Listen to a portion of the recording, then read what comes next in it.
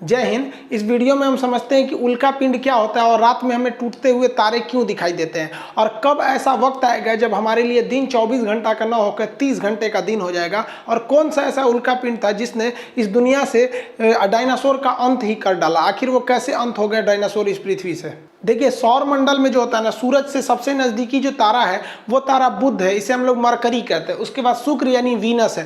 Third number पे हम आते हैं अर्थ यानी पृथ्वी। इसके बाद मंगल आता है।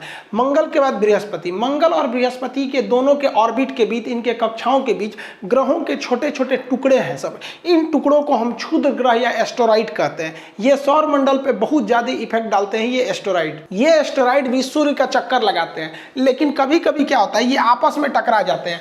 आपस में टकराने से इनका डायरेक्शन बदल जाता है और मंगल इन्हें अपनी ओर खींच लेता है, इन्हें आकर्षित कर लेता है मंगल अपनी ओर गुरुत्वाकर्षण के कारण। लेकिन मंगल भी क्या है, गतिशील है। तो मंगल आकर्षित करने के बाद अपने यहाँ से उठ के चला जाता है, क्योंकि ये गति कर रहा है। मंगल उठ के यहाँ चला गया। अब ये बकलोलवा जो है ये आपका यहाँ से सीधे आके गिर जाता है पृथ्वी पर। तो ये जो क्षुद्र ग्रह जो मंगल और बृहस्पति की कक्षा में था, आपस में टकराने और दिशा भटकने और साथ ही साथ मंगल के गुरुत्वाकर्षण द्वारा खींच लेने के कारण ये कहाँ चलाता है, इस डायरेक्शन में, और पृथ्वी इसे अपनी ओर खींच लेती है। तो इसे कहते हैं हम लोग उल्का पिंड।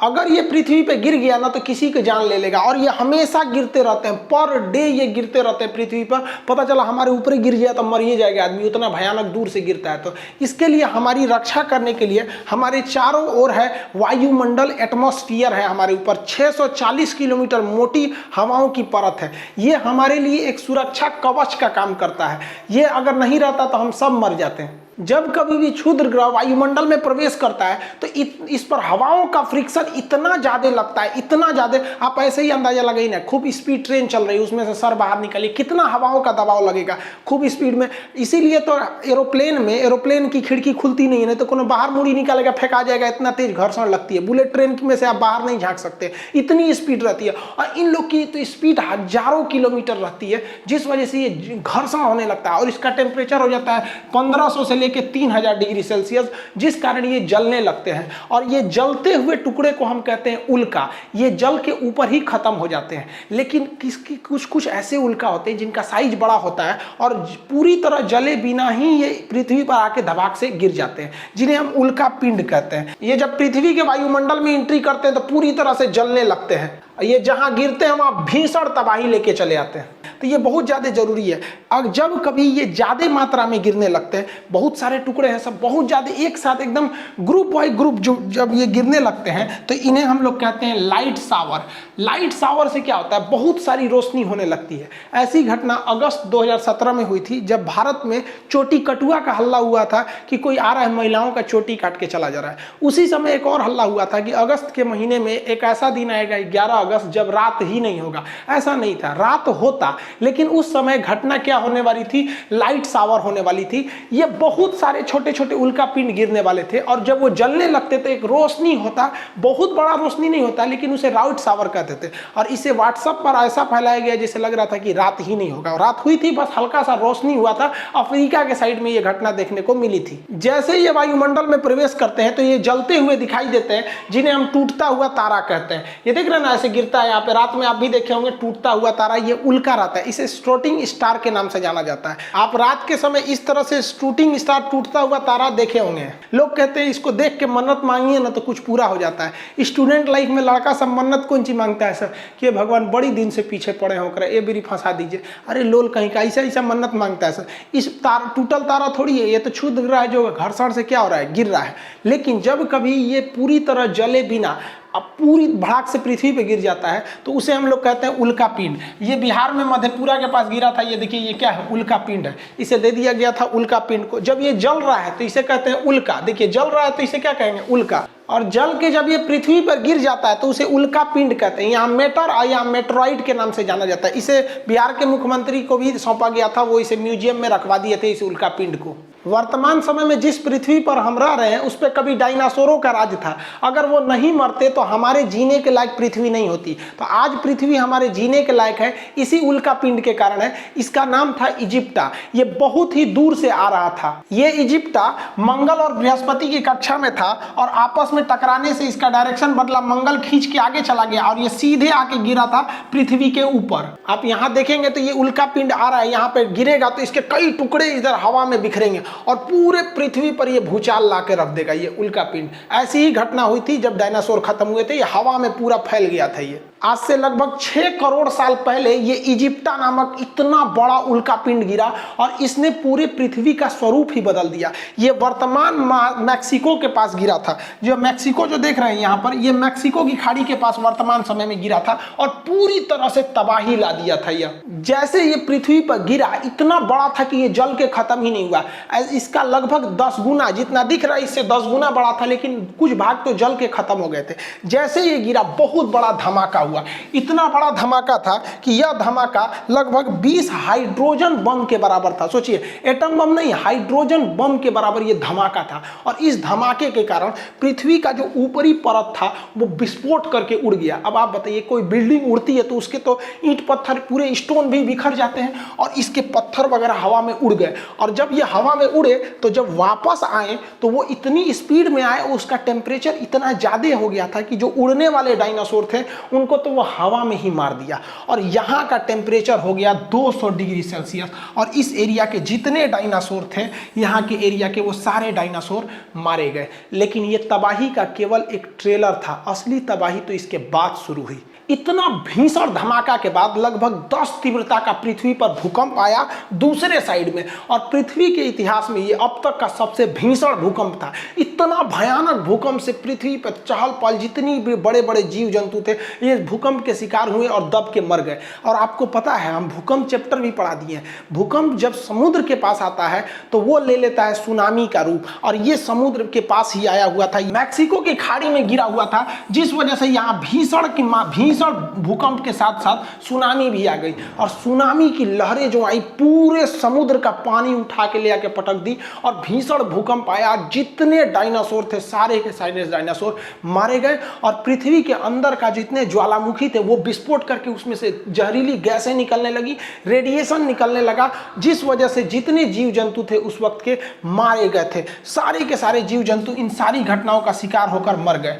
जो बच गए थे बड़े जीव जंतु वो भूखमरी से मर गए, क्योंकि पृथ्वी पर अब खाने के लिए कुछ बचा ही नहीं था। बचे तो केवल छोटे जीव जंतु जैसे चूहे वगैरह, जो कहीं छुप के बैठ सकते थे, थोड़ा बहुत खा के जी सकते थे। और उसके बाद धीरे धीरे मानव का आगे विकास हुआ। जब ये इजिप्टा नामक उल्का पिंड मैक्सिको की खाड़ी के पास टकराया था तो पृथ्वी के टेक्टोनिक प्लेट में बहुत ज्यादा हलचल हुई थी और अफ्रीका के पूर्वी भाग में एक पर्वत का निर्माण हो गया, ऐसे टकराने की वजह से, झटका की वजह से। जैसे आपका घर, एक घर दूसरे घर पे गिरेगा तो कहीं से एक तो दीवार निकल जाएगा, कहीं से कुछ हो जाएगा, वैसे यहाँ पर एक बहुत बड़ा पर्वत का निर्माण हो गया, जिसकी मैं अभी इसी के एरिया पे आपका किलिमंजारो है और ये रिफ्ट वैली है। अब इस पर्वत के निर्माण ने पृथ्वी की सामूहिक संरचना को बदल दिया, क्योंकि पृथ्वी जो घूमती है वो पश्चिम से पूरब डायरेक्शन में घूमती है। ये पश्चिम से पूरब डायरेक्शन में घूमती है, जिस वजह से बारिश लाने वाली ज्यादातर हवाएं जो हैं वो आपके इधर डायरेक्शन से आ रही थी यहाँ पर। और ये पर्वत जो थी बारिश लाने वाली हवाओं को रोक दिया, जिस वजह से मानसून नहीं आ पाया और अफ्रीका का ये भाग जो हरा भरा था, जिसमें बहुत ज्यादा जीव जानवर रह रहे थे, वो पूरी तरह से मरुस्थल बन गया। अब ये जगह रहने के लायक नहीं हुआ, धीरे धीरे मरुस्थल हो गया, जिसे आज हम सहारा मरुस्थल के नाम से जानते हैं। और यहाँ बंदरों की बहुत ज्यादा प्रजाति थी। अब वो बंदरों को खाने के लिए जगह नहीं था, तो वो बंदर अब जमीन पर उतरने लगे और इधर उधर जाके तलाशने लगे खाने पीने की। ज्यादातर खाने की चीजें जो थी वो कुछ नदियों के किनारे मिल रही थी। यहाँ की सबसे फेमस नदी थी नील नदी, उसी के अगल बगल में बंदरों की प्रजाति थी। लेकिन बंदर कभी सीधे नहीं खड़े हो पा रहे थे, क्योंकि उनका गर्दन जो था वो एकदम साइड में था। देखिए, जिस जानवर का गर्दन एकदम साइड में रहेगा ना, वो जल्दी सीधा खड़ा नहीं हो पाएगा। जैसे यहाँ देखिए, गाय का गर्दन, ये गर्दन है, यहीं पे सर शुरू हो गया है। गर्दन और सर एक सपाट रहेगा ना तो सीधा नहीं खड़ा हो पाएगा, क्योंकि स्पाइनल कॉर्ड को खोपड़ी के बीच से जाना है। कुत्ता का देखिए, गर्दन और सर एक साथ में है। पहले मानव का भी एक ही साथ था। यहाँ देखिए, धीरे धीरे मानव का गर्दन धंसने लगा, और जब ये मानव का गर्दन धंसने लगा तो ये मानव सीधा खड़ा होने लगा, क्योंकि गर्दन हमारे बीच में में होना चाहिए, तभी सीधा खड़ा हो सकते हैं। अगर गर्दन साइड में रहेगा ना तो हम सीधा नहीं खड़ा हो पाएंगे, और जिनका गर्दन बीच में रहता है वही सीधे खड़े हो पाते हैं। इसीलिए हम लोग को तकिया लगाने की जरूरत पड़ती है। तो मानव धीरे धीरे खड़ा होना चालू हो गया, इसीलिए अफ्रीका महाद्वीप को मानव जाति का पालना कहा जाता है। ये क्वेश्चन पूछा हुआ है कि क्रेडल ऑफ द मैनकाइंड यानी मानव जाति का झूला यानी पालना किसे कहते हैं, तो अफ्रीका को कहते हैं, क्योंकि यहीं से मानव की प्रजाति की शुरुआत हुई थी। बंदर कपी से हम लोग आज जाके हम लोग होमोसेपियन यानी मानव का वर्तमान रूप लिए हैं। लेकिन अपने टॉपिक पर चलते हैं, उल्का पिंड पर। इन उल्का पिंडों ने तो पूरे पृथ्वी से डायनासोर का सफाया कर दिया था, लेकिन ऐसा नहीं है कि ये उल्का पिंड केवल पृथ्वी पर असर डालते हैं, अन्य ग्रहों पर भी असर डालते हैं। तो इन उल्का पिंड का थोड़ा अन्य ग्रहों पर देखते हैं क्या प्रभाव पड़ता है। देखिए, जो क्षुद्र ग्रह थे वो मंगल और बृहस्पति की कक्षा में तो घूम रहे थे, इनके आने का भी दो डायरेक्शन होता है। पृथ्वी के ये घूमने का डायरेक्शन है, पृथ्वी ऐसे घूमती है।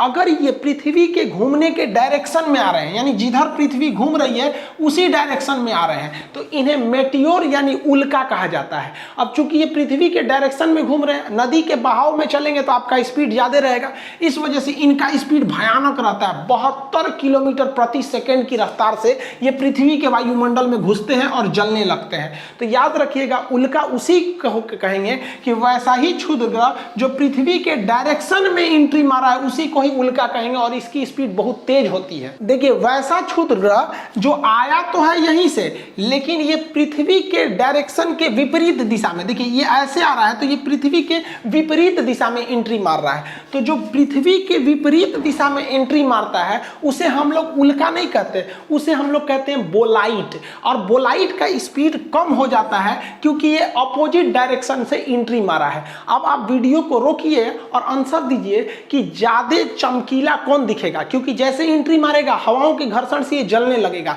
ज्यादा चमकीला उल्का दिखेगा कि ज्यादा चमकीला बोलाइट दिखेगा। देखिए यहां समझिए, अगर हम गाल अपना इधर ले जा रहे हैं और इधर से अगर मारे तो कम चोट लगेगा, पता चला गाल इधर ले रहे हैं इधरे मार दिए तो ज्यादा चोट लगेगा ना। तो ये आमने सामने टकराया है, इसलिए इसमें घर्षण ज्यादा होता है, ये ज्यादा चमकीला दिखता है। अब आगे समझिए, जब ये पृथ्वी पे गिरता है उल्का तो उसे कहते हैं उल्का पिंड। जब कभी भी उल्का गिरेगा तो इसे कहेंगे उल्का पिंड, मेटेरॉइड कहते हैं। लेकिन जब कभी भी ये बोलाइट पूरी तरह से जले बिना पृथ्वी पे गिर जाएगा तो इसे उल्का पिंड ना कह के इसे टेक्टाइट कहते हैं। इसे क्या कहते हैं? टेक्टाइट। तो ये यहाँ पर है, जब यह यहाँ पर है तो क्षुद्र ग्रह कहलाएगा। जब ये हवा में है और पृथ्वी के डायरेक्शन में है तो घूमने के डायरेक्शन में तो उल्का, और इधर में डायरेक्शन उल्टा है तो बोलाइट कहलाएगा। लेकिन अगर उल्का गिरा तो उल्का पिंड और बोलाइट गिरा तो टेक्टाइट कहलाएगा। लेकिन ये जहां गिरेगा, चाहे उस डायरेक्शन में गिरे चाहे इस डायरेक्शन में गिरे, वहां एगो इतने बड़का भोंका कर देगा, गड़हा कर देगा। तो गड़हा को हम लोग क्या कहते हैं? क्रेटर। तो गड़हा which is made by the asteroid on the earth is known as the crater. तो ऐसा गड़हा जो किसके द्वारा बना है? एस्टेरॉइड द्वारा बना है, उसे क्या कहते हैं? क्रेटर। अब वो चाहे इस डायरेक्शन से उल्का से बने चाहे वो बोलाइट से बने, वो क्या कहलाएगा? क्रेटर कहलाएगा। ये अंतर समझिएगा, जब आप मेंस पेपर लिखिएगा तो पूरा आंसर देना पड़ेगा। ऐसा नहीं कि केवल उल्का लिख के आ जाएगा, सोचिएगा कि नंबर पूरा मिलेगा हमको। अब ये बोलाइट टेक्टाइट तो अंतर समझ में आ गया ना। उल्का गिरा तो उल्का पिंड, बोलाइट गिरा तो टेक्टाइट। उल्का का स्पीड ज्यादा क्योंकि सेम डायरेक्शन में लेकिन चमक कम, बोलाइट का स्पीड कम क्योंकि अपोजिट डायरेक्शन में लेकिन चमक ज्यादा। ये दोनों गिरेंगे तो गड्ढा करेंगे, ऐसे गड्ढे को हम क्या कहते हैं? क्रेटर कहते हैं। और ऐसे क्रेटर में जब पानी भर जाता है तो झील बन जाता है, तो ऐसे झील को हम क्रेटर झील कहते हैं। जैसे देखिए, ये जो एक गड्ढा है तो ये गड्ढा है तो ये क्या कहलाएगा? क्रेटर। लेकिन ये भी गड्ढा ही है और ये उल्का पिंड के गिरने से ही बना है, लेकिन इसमें पानी भर गया इसलिए इसे हम कहेंगे क्रेटर झील। भारत में ऐसा ही एक क्रेटर झील एमएच यानी महाराष्ट्र में है जिसका नाम है लोनार झील। ये बहुत बड़ा झील है, इतना बड़ा है कि देखिए ना यहाँ शहर बसा हुआ है, इतना में शहर है इतना में झील है। बहुत बड़ा झील का निर्माण किया है ये लोनार झील। अभी ये मई के महीने में लोनार झील का पानी सफेद लाल हो गया था प्रदूषण की वजह से, क्लाइमेट चेंज की वजह से। उस पर वीडियो बनाए हुए थे। ये अमेरिका का एक एरिजोना राज्य है, तो एरिजोना में एक बहुत बड़ा क्रेटर है लेकिन उसमें पानी नहीं है। है तो इसे केवल क्रेटर कहेंगे, इसमें पानी भर गया तो क्रेटर झील कहेंगे। यहाँ देख रहे हैं 2 सीबीएसई बोर्ड वाला घूमने गया है सब, यहाँ पे एरिजोना में सब सीबीएसई वाला है, बहुत घूमता है सीबीएसई वाला। अब किसी ना किसी चीज का तो साइड इफेक्ट पड़ता है, तो इस क्रेटर, ये जो उल्का पिंड गिर रहे हैं यानी ये मेटर और मेट्रॉइड गिर रहे हैं, इनका इफेक्ट क्या पड़ता है? तो इनके कई सारे इफेक्ट पड़ते हैं। सबसे पहले तो ये रेड रेन करने लगते हैं। जब ये पृथ्वी के वायुमंडल में प्रवेश करते हैं तो ये जलने लगते हैं, जिस वजह से इनका राख रहता है और ये रेड कलर के रहते हैं, मंगल के पास से आए रहते हैं तो ये रेड कलर के रहते हैं, जिस वजह से जब ये पृथ्वी पर धीरे धीरे आते हैं तो उसे लाल वर्षा कहते हैं, रेड रेन कहते हैं। आप कंफ्यूजन मत हो जाइएगा। एक होता है आपका एसिड रेन।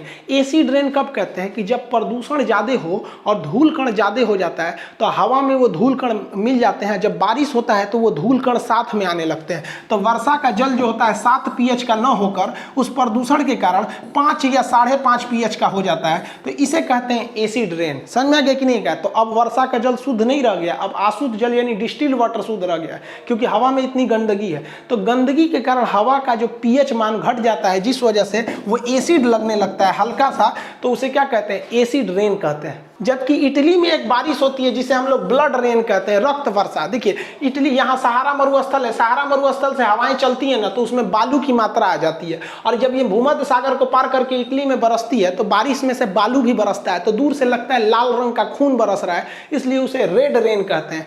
जबकि एक होता है आर्टिफिशियल वर्षा यानी कृत्रिम वर्षा, वो सिल्वर आयोडाइड के कारण होती है कृत्रिम वर्षा। ये ज्योग्राफी में जब हम वर्षा पढ़ाएंगे तब बताएंगे, अभी टॉपिक पे आते हैं। तो आप पहला इफेक्ट पढ़ें कि रेड रेन होती है, लाल रंग की बारिश होती है, रक्त वर्षा नहीं होती, रेड रेन। इससे ग्लोबल वार्मिंग होने लगता है, यानी टेम्परेचर पृथ्वी का बढ़ने लगता है। आप देखिए ना, इतने ज्यादा उल्का पिंड एंट्री मारेंगे मेट्रॉइड और वो जलने लगेंगे, जलेंगे तो टेम्परेचर बढ़ेगा, टेम्परेचर बढ़ने से ग्लोबल वार्मिंग होती है, तो इनसे ग्लोबल वार्मिंग की भी समस्या उत्पन्न हो जाती है। ग्लोबल वार्मिंग शब्द बैली बेकल ने दिया था, एसएससी सीजीएल का क्वेश्चन है कि ग्लोबल वार्मिंग शब्द किसने दिया था।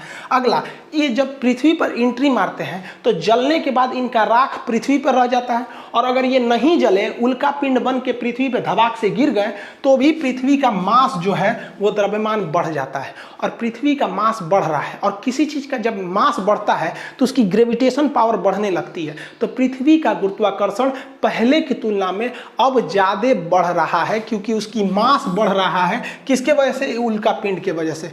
और अगला इफेक्ट क्या पड़ता है? अगर कोई चीज़ घूम रही है, जैसे हम ऐसे ऐसे घूम रहे हैं तो घूर्णन कर रहे हैं, तो हमारे ऊपर बोझा लाद दीजिएगा ना, 4-5 किलो का सामान लाद दीजिएगा तो हमारी स्पीड घट जाती है। तो ये एक्स्ट्रा बोझ ही तो है जो पृथ्वी पर आके गिर रहा है, जिस वजह से पृथ्वी की जो घूमने की रफ्तार है वो घटते जा रही है। क्या हो रही है? घट रही है। तो आज से लगभग 900 मिलियन पहले पृथ्वी बहुत तेज घूमती थी, तो 18 घंटे का ही दिन होता था। अभी थोड़ा लुसुर लुसुर घूम रही है, तो लुसुर लुसुर घूमने से दिन अभी 24 घंटा का हो गया है। हम तो चाहते हैं कि इतना न धीमा घूमे पृथ्वी कि दिन 30 घंटे का हो जाए, लेकिन 900 मिलियन के बाद ये दिन 30 घंटे का होगा। 30 घंटे का हो जाता तो कितना बढ़िया रहता, 6 घंटा में काम कर लेते, बाकी 24 घंटा में अपना एप्लीकेशन पे पढ़ाओ, यूट्यूब पे पढ़ाओ, कहीं पढ़ाओ। समझे? दिने छोटा हो जाता है। तो आने वाले 900 मिलियन साल बाद पृथ्वी पर इतना उल्का पिंड गिरेगा कि एकदम ये लुसरा हो जाएगी। लुसुर लुसुर समझते हैं, लेजी, और इतना धीमा हो जाएगा कि 30 घंटे का क्या होगा? एक दिन होगा। जल्दी हो इसका काम। आपको पता है कि पृथ्वी झुकी हुई है, तो इसका अगला इफेक्ट ना इसके झुकाव पे पड़ता है। कोई चीज झुका है, ओके, और ला दिए ऐसे, और ला दिए ऐसे ऐसे, तो और झुक जाएगा। तो आज से लगभग मतलब कई 41 या 42 हजार साल पहले पृथ्वी महज 21 डिग्री पर झुकी हुई थी, लेकिन ये उल्का पिंड धबाक धबाक धबाक गिर गिर के इसको 23.5 डिग्री पर झुका दी है। और एक्यूरेट में अब जो पृथ्वी है वो 23.5 नहीं बल्कि 24 डिग्री के करीब पहुंच चुकी है। इसका मैग्नेटिक पोल भी खिसक रहा है। तो अब दोबारा अगर गणना होगा ना, जिस तरह से हिमालय 8848 से माउंट एवरेस्ट की ऊंचाई 8850 हो गया ना, वैसे अब पृथ्वी लगभग 24 डिग्री पर इंक्लाइंड कर रही है इसी उल्का पिंडों के वजह से। और लास्ट तो आपको पता ही है कि इस पे क्या होता है, क्रेटर बन जाते हैं, गड्ढा बन जाता है, जहां गिरेगा वहां क्या हो जाता है, गड्ढे का निर्माण कर देते हैं। अब आगे समझते हैं। देखिए ऐसा नहीं है कि उल्का पिंड का असर केवल यहाँ पड़ेगा, कुछ उल्का पिंड तो मंगल पर भी गिरते हैं तो वहाँ कोई रहता ही नहीं, कौन देखने जा रहा है, तो कंफर्म मंगल पर भी गड्ढे होंगे सब। इसके अलावा ऐसा भी तो हो सकता है कि ये टकराने से ये क्षुद्र ग्रह का डायरेक्शन बदले और मंगल आगे चला जाए, पृथ्वी भी आगे चला जाए,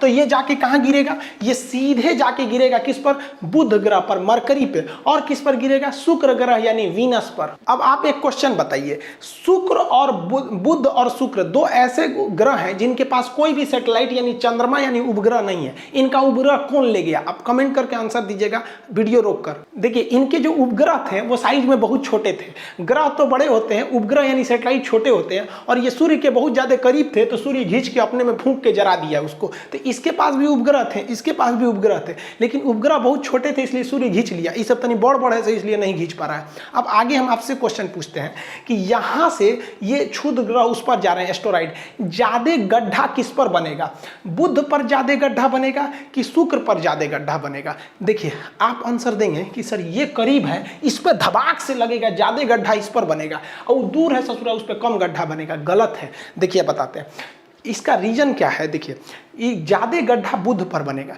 क्योंकि बुध के बाहर हवाओं की कोई परत नहीं है, कोई भी वहां एटमॉस्फेयर नहीं है, जिस वजह से यहाँ धबाक धबाक गड्ढा बनेगा।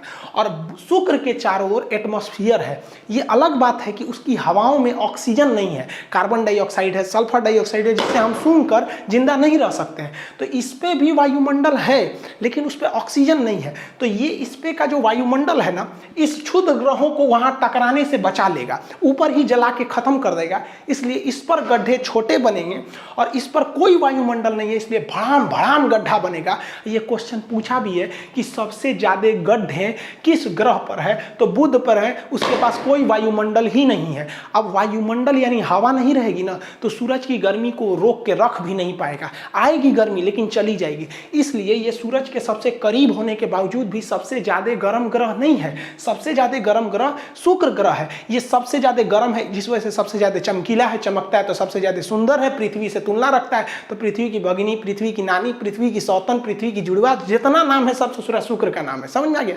तो ये ज्यादा गर्म है क्योंकि इसके पास वायुमंडल है, ये गर्मी को लेता है और एब्जॉर्ब करके रखे रहता है, जबकि इसके पास वायुमंडल नहीं है, वो गर्मी को लेकर रात में छोड़ देता है, जिस वजह से शुक्र दूसरे नंबर पे होने के बावजूद भी सबसे ज्यादा गर्म ग्रह है। तो ये उल्का पिंड का असर आप दूसरे ग्रहों पे भी देख लिए और ये भी देख लिए कि इसका उपग्रह क्यों नहीं है और किसका टेम्परेचर इन दोनों में ज्यादा है। अब बात करते हैं हम चंद्रमा की कि भैया कहीं ये चांदे पे धबाक धबाक गिर जाएगा तब चांद का क्या होगा। देखिए दुर्भाग्यवश ये चांद पर भी गिरते हैं और बहुत ज़्यादा मात्रा में गिरते हैं क्योंकि मंगलवा खींच के भाग जाता है और उसके बाद आता है पृथ्वी, धबाक से गिर जाता है। और बेचारे हमारे चंद्रमा जी, इस चंद्रमा पर तो वायुमंडल भी नहीं है, हवाएं भी नहीं है, धबाक धबाक गिरता है चंद्रमा पर। तो चंद्रमा पर क्रेटर बहुत ज़्यादा बना है, इतना ना गढ़ा गुढ़ी चंद्रमा पर बना है ना कि देखेंगे तो केवल गढ़ा है। तो इन गढ़ों को क्या कहा जाता है, क्रेटर कहा जाता है। तो इसमें बहुत ज़्यादा मात्रा में क्रेटर बने, इन क्रेटर में सूर्य का प्रकाश ज्यादा अंदर नहीं जाता। आप ही बताइए ना, कहीं गड्ढा खोद दीजिएगा तो उसमें रोशनी थोड़ी ना जाएगा, ज्यादा गड्ढा में ज्यादा रोशनी नहीं जाता है, थोड़ा ही रोशनी जा पाता है। तो चंद्रमा की सतह जो है ना पूरी तरह से गड्ढा है, इसीलिए हमारा जो चंद्रयान गया था या फिर ज्यादातर जो भी चंद्रमा पे उतारे जाते हैं यान, उस सूर्य ज्यादातर गड्ढे में गिर जाते हैं सब और वो अपने संपर्क को खो देते हैं सब। तो चंद्रमा की सतह अगर आपसे कोई कह दे तो बराबर नहीं है, वो कैसा है, गड्ढा गढ़ही है। और इन गड्ढों में चंद्रमा पे सूर्य का प्रकाश नहीं जा पाता है, जिस वजह से ये गड्ढे जो होते हैं वो धुंधला दिखता है। तो चांद जो है ना वो धुंधला दिखता है। तो लोग कहते हैं चांद में दाग है, कोई अलग अलग कहानियां सुनाता है, अलग अलग राज्यों में अलग अलग कहानियां प्रचलित है कि चांद पर दाग आया क्यों था। भैया चांद पे कोई दाग नहीं है, चांद पर गड्ढा है। जिस तरह से महिलाओं के या पुरुषों के यहाँ पिंपल्स निकल जाते हैं ना, किसी किसी का खौरा जाता है, कटहल की तरह हो जाता है, तो वो भी दाग की तरह हो जाता है। वैसे ही चंद्रमा पर भी है, यहाँ कोई दाग वगैरह नहीं है, उस गड्ढे में प्रकाश न जाने की वजह से थोड़ा सा धुंधला दिखता है। इंग्लिश में इसे क्या कहते हैं, मून कहते हैं, और हिंदी में चंद्रमा। उर्दू में क्या कहते हैं, इसे महताब कहा जाता है। कहते हैं ना कि मेरी निगाह ने ये कैसा ख्वाब देखा है, जमी पे चलता हुआ माहताब देखा है। समझ में आ गया कि नहीं? और YouTube है, इस पर थोड़ा सा शायरी कम होना चाहिए, हमको लगा एप्लीकेशन है। चंद्रमा का बहुत महत्व है। सोच रहा बचपन में मम्मी क्या कहती है कि चंदा मामा, बचपन में क्या कहती है? चंदा मामा। और वही लड़कवा जब बड़ा हो जाता है ना तो मम्मी कहती है चांद सी दुल्हन लाएंगे। अरे ससुरा तूने, इसका मतलब तू मामा को दुल्हन बना रही है? अरे अरे भाले, तो ये कहने के लिए चंदा मामा दूर के पुआ पकाए खीर के। अभी तो हाल ही में करवा चौथ बीता है। करवा चौथ में पत्नी अपने पति को चलनी में देखती है, फिर चांद को देखती है, और गर्लफ्रेंड अपने बॉयफ्रेंड को चायछन्नी में देखती है, क्योंकि उसका पावर कम है। तो फिर ये सामान भी छोटा होना चाहिए ये वाला। आई होप आप इसको समझ गए होंगे। चंद्रमा की जो फेजेज होती हैं, कलाएं, कि चंद्रमा कभी आधा दिखता है, कभी पूरा दिखता है, कभी पूरा फुल वोल्टेज में दिखता है, ये सब चीज़ें ये तो हम एप्लीकेशन में आपको पढ़ा ही दिए। आपको एप्लीकेशन में हम चंद्रमा के प्रकार भी बता दिए थे कि न्यू मून क्या है, फुल मून क्या है, सुपर मून क्या है, और ब्लू मून तक पढ़ा दिए थे। अब आपको एप्लीकेशन पे बचा हुआ था रेड मून पढ़ाना। अब ये रेड मून आपको एप्लीकेशन पे मंडे के दिन में पढ़ा देंगे।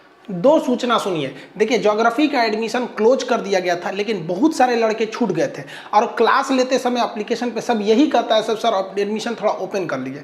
तो ये जो दीपावली आ रही है, तो इसके अवसर पर हम ये ज्योग्राफी का एडमिशन ओपन कर रहे हैं। आप उसमें जाके मिनिमम फी में geography, topography, astronomy, geology total चीज कर सकते हैं, पूरा पोर्शन। उसमें से आप एकदम ग्रुप डी से लेके यूपीएससी तक का कंप्लीट आप देख लेंगे। आप ऐसे भी टॉपिक देख के तो समझते ही कितना है, तो आप उसमें जाके ले सकते हैं। अभी भी उसका एडमिशन फी कितना 200 रखा गया है। पहला सूचना ये, और जल्दी लीजिएगा, ये कभी भी बंद हो सकता है, क्योंकि सर्वर पे ज़्यादा भीड़ नहीं करना है, वरना धीमा चलने लगता है सर्वर।